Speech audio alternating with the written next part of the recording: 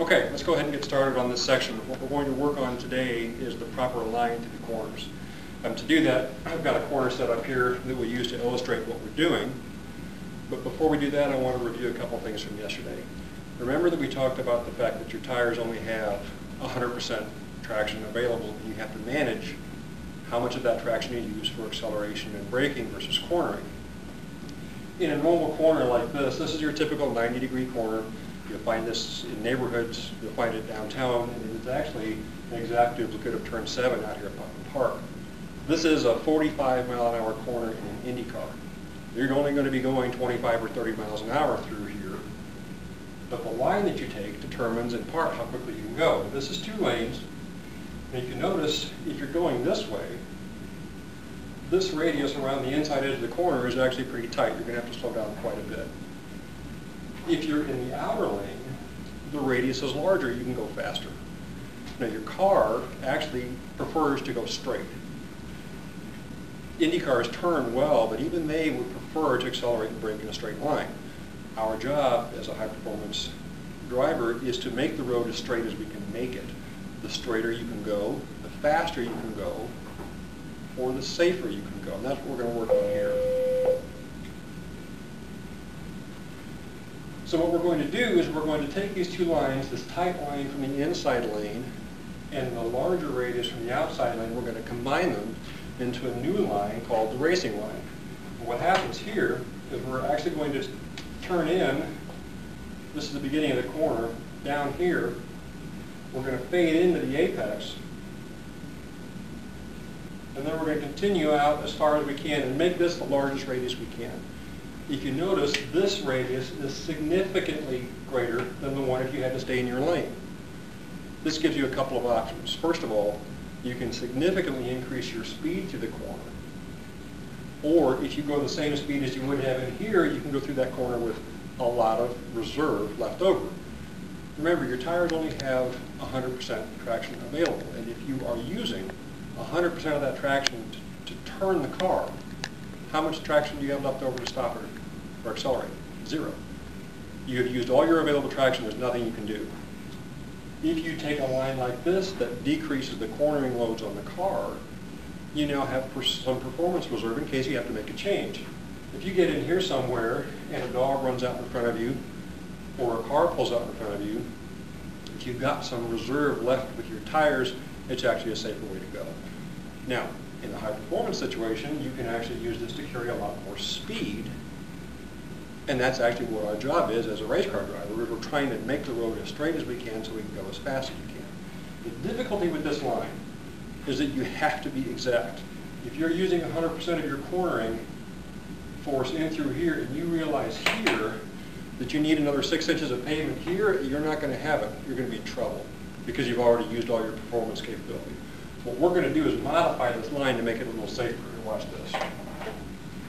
Instead of turning in at our normal turn-in point, we're actually going to go a little bit further down, just a couple of car lengths. We're actually going to start turning here.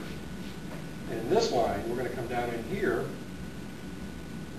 make our turn, and go like this. This is actually called a late apex. Instead of apexing at the exact center of the corner, you touch here, but look at this radius here, it's almost straight.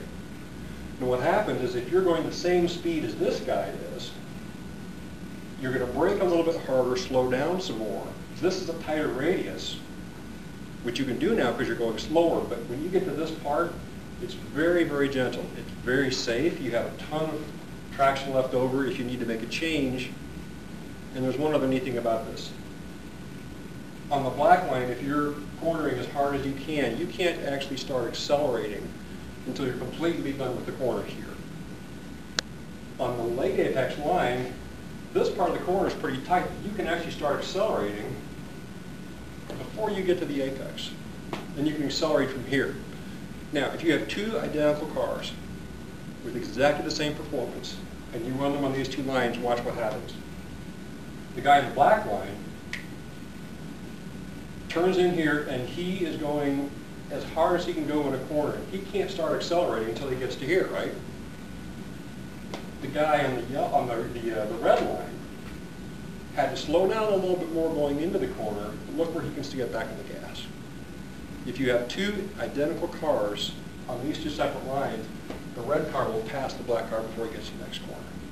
And that's what racing is all about. It is about managing your cornering to maximize your acceleration down the next straight. This line lets you do that. Now, there's also one more line that we're going to go over, and this is the one you don't want to be on. Your brain gets this cornering force versus speed versus radius scenario. So it understands that the larger the radius, the less cornering force there is, because your brain doesn't really like to go around corners either. What happens in a high-performance situation is that you're coming down the straight at between 100 and 130 miles an hour. Your brain is going, hello, there's a corner coming up, and it wants you to take a radius that's going to be comfortable. So you'll turn in down here somewhere. What happens here is you're going to turn in really early, and you're going to make a real nice, gentle corner, and it feels really good right up until the time to where you get here. And all of a sudden, you realize that the track is headed this way and you're pointed this way, and it's not fun. This line is really gentle. You can carry a ton of speed, and all of a sudden you get to this point and you realize you are going to leave the track like that. This is called the early apex line. It is what most beginners do, and it gets you in trouble because now not only are you going to go off the track, but you're going a lot faster than if you would have been on the other two lines. When this happens, here are your four tires. This tire leaves the pavement last, and I guarantee you that one tire on pavement will beat three on the grass every time.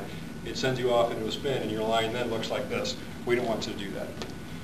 What you're going to do now is you're going to go out and try this in your cars with your instructors.